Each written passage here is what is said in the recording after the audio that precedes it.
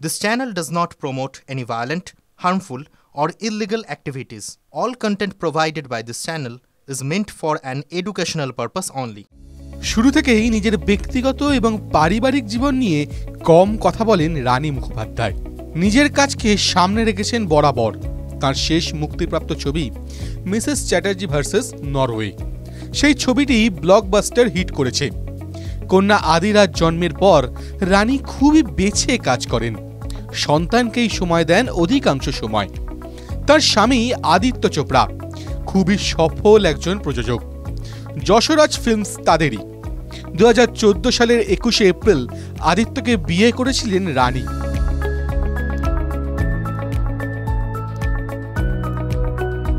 তাদের বিবাহ আসর বসেছিল ইতালিতে।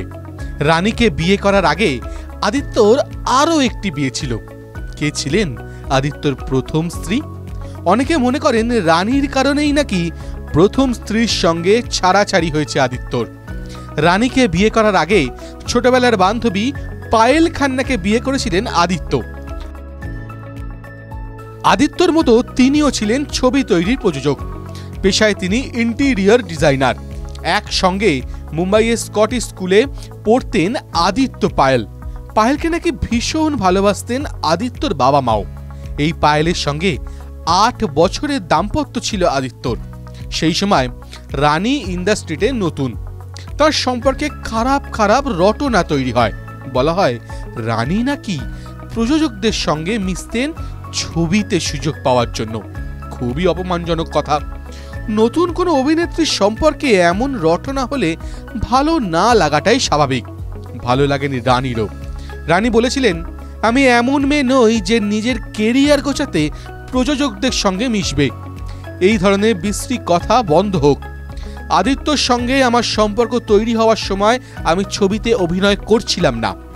বলেছিলেন আদিত্য সেই সময় একা ছিলেন, তার জীবনে কেউ ছিলেন না। সেই জন্যই আমাদের ডেটিং এবং প্রেম।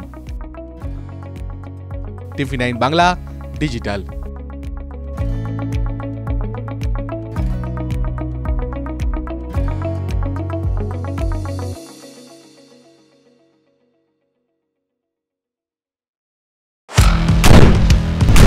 আপনার সমস্যা দিনে দুপুরে ডাকাতি করে আপনাদের কোনো অসুবিধা বাড়িতে থাকতে পারছি না। ঘটনা হোক বা দুর্ঘটনা, বিস্ফোরণ স্থলের একেবারে কাছে ব্যানারগুলো খুলে ফেলা হচ্ছে। ভবিষ্যৎ হয়ে গিয়েছে স্টুডিওয় নয়, সোজাসুজি হটস্পট থেকে আমি শর্মিষ্ঠা। দুটি নৃশংস হত্যাকাণ্ডের অভিযোগ উঠে আসছে। শুধু আপনার কথা, শর্মিষ্ঠা মানে খবরের হটস্পটে আপনাদের নিয়ে যাবে। হটস্পট সোম থেকে শনি সন্ধ্যে 7:30টায় TV9 বাংলায়।